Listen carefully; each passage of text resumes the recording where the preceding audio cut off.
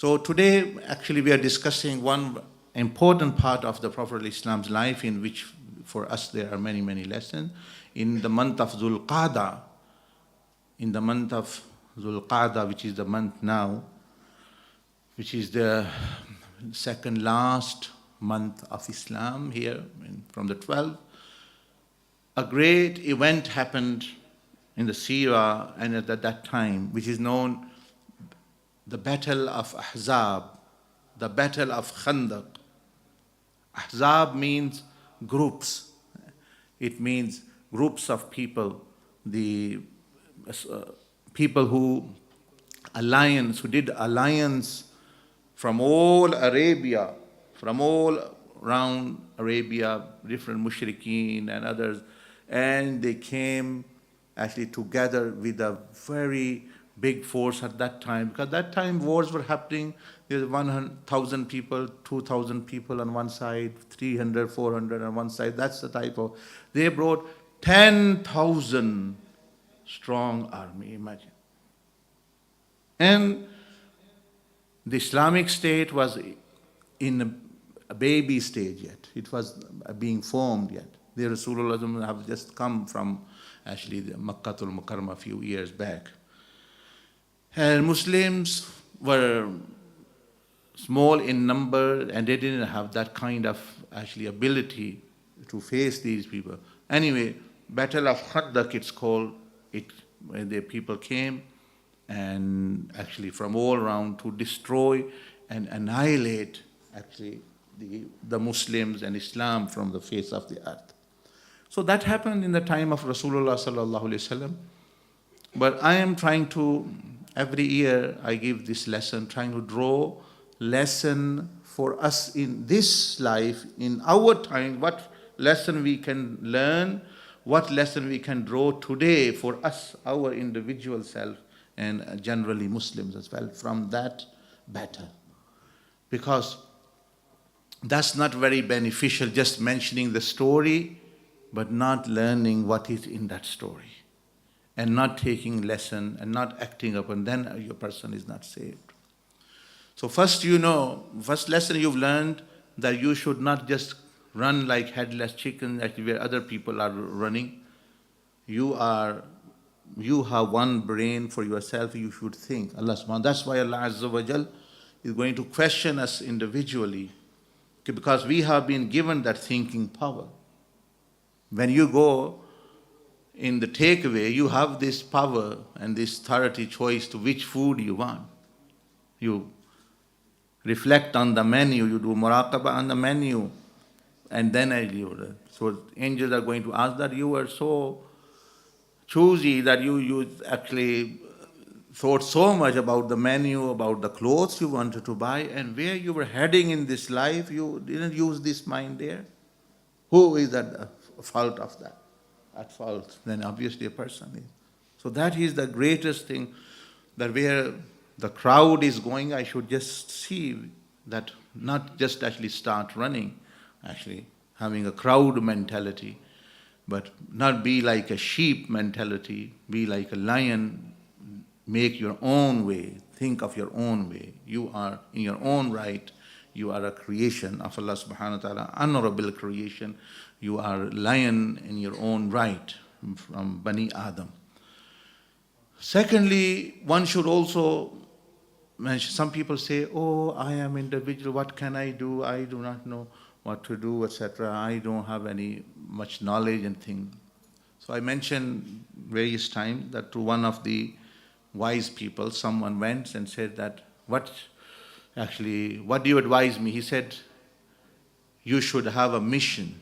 You should have a purpose in life. That's my advice.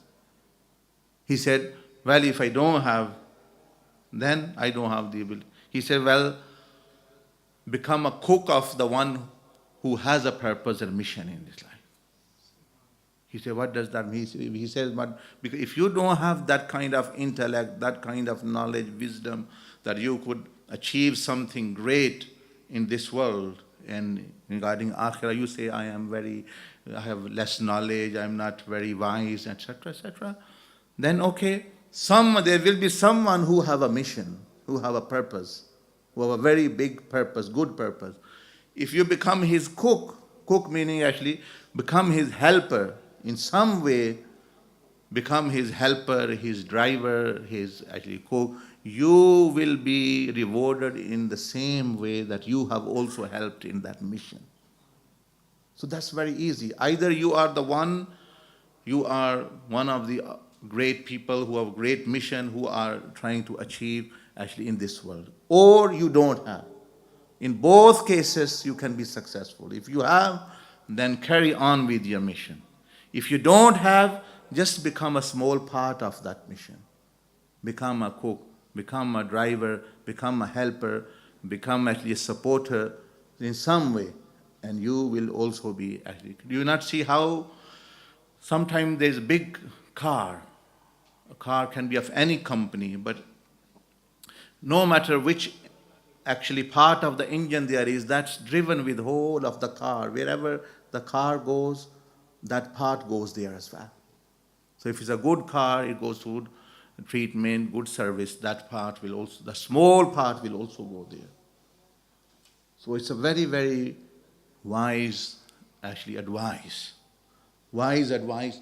Like Rasulullah ﷺ had a mission in his life.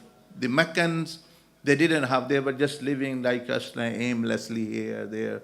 No. Some people, what they did, Sayyidina Abu Bakr Siddiq and Umar, Sayyidina radiallahu ta'ala, they were leaders themselves.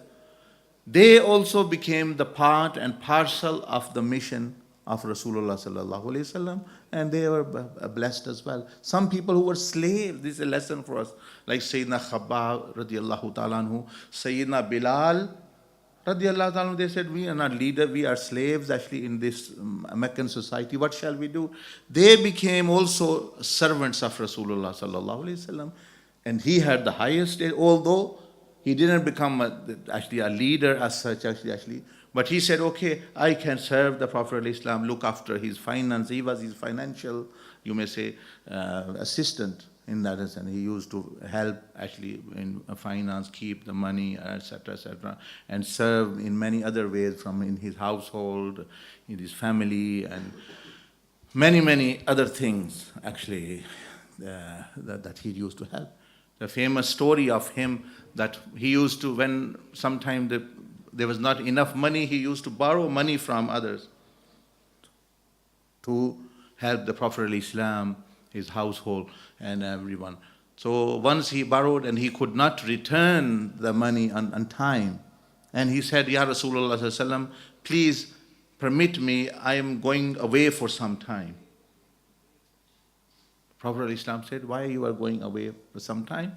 He said, because I have borrowed money from someone to serve yourself now, and the time has come to give it back, and I have mentioned I cannot, and they are going to come and ask, and I don't want you to be embarrassed.